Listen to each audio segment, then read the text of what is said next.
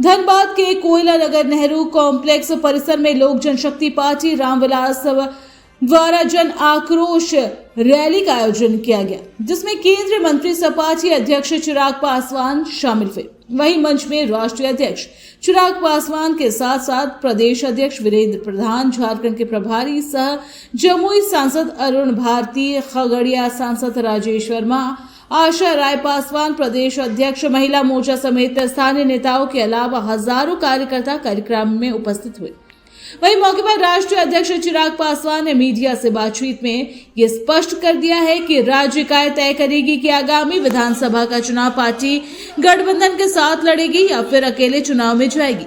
उन्होंने कहा, इस पर राज्य स्तर पर बातचीत चल रही है और चुनाव की अधिसूचना आते आते ये स्थिति भी स्पष्ट कर दी जाएगी।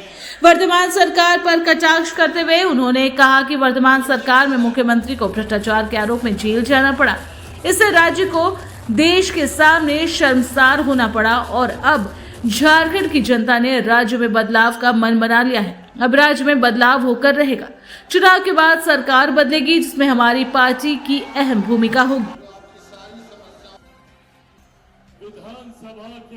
कुछ समय झारखंड में विधानसभा के चुनाव लोक जनशक्ति पार्टी रामविलास झारखंड में होने वाले चुनाव में अपनी अहम भूमिका को देखती है। हाल फिलहाल के वर्षों में जिस तरीके से संगठन के स्तर पे लोक जनशक्ति पार्टी रामविलास मजबूत हुई है और मेरे नेता, मेरे पिता आदरणीय रामविलास पासवान जी का एक मजबूत जनाधार झारखंड के राज्य में। और मैं जब अपनी बात करूं तो मेरा जब जन्म हुआ था उस वक्त झारखंड और बिहार एक ही राज्य था। उस नाते मेरी जन्मभूमि भी झारखंड है और मेरे नेता, मेरे पिता आदरणीय रामविलास पासवान जी की कर्मभूमि भी झारखंड है। ऐसे में अपने पिता के उस सपने को पूरा करने निकला हूँ जिसमें उन्होंने एक विकसित झारखंड के निर्माण को अपना लक्ष्य बनाया था। ऐसे में हम लोग इस सोच के साथ हम लोग आगे बढ़ रहे हैं कि आने वाले विधानसभा के चुनाव में झारखंड में पार्टी मजबूती से अपना प्रदर्शन करे।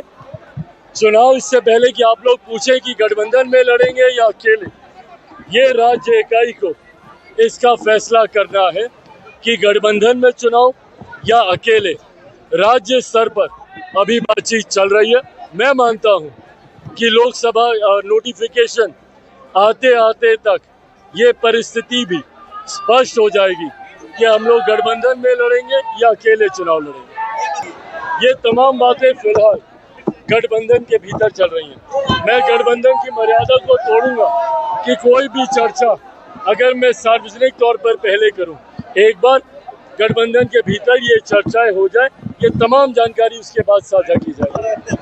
देखिए, जिस तरीके से मौजूदा सरकार ने बिहार, झारखंड को और देश के सामने हमारे राज्य को शर्मसार करने का काम किया, जिस तरीके से मौजूदा सरकार मुख्यमंत्री हेमंत सोरेन जी की वजह से भ्रष्टाचार के आरोपों में जिस तरीके से वो जेल गए, देश ही नहीं दुनिया के सामने झारखंड राज्य को अपमानित होना पड़ा।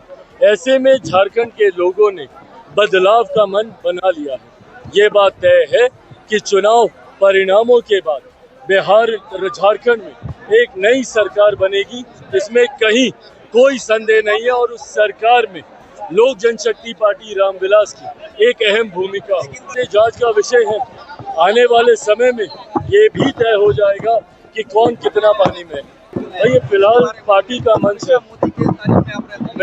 फिलहाल ये लोक जनशक्ति पार्टी रामविलास का ये मंच है, मेरी पार्टी का मंच है, मेरे कार्यकर्ताओं का ये मंच है। एनडीए के मंच पर जिस दिन हम लोग शामिल होंगे या जिस दिन हम लोग रहेंगे या जिस दिन भी हम लोग रहते हैं, वो भले राष्ट्रीय स्तर पर हो, बिहार के स्तर पर हो, हम लोगों ने हमेशा गठबंधन की बातों को रखने का काम किया। आज मैं यहाँ पे गठबंधन के नेता के तौर पर नहीं, केंद्रीय मंत्री की हैसियत से नहीं, लोक जनशक्ति पार्टी रामविलास का राष्ट्रीय अध्यक्ष होने के नाते मैं यहाँ पर आया हूँ।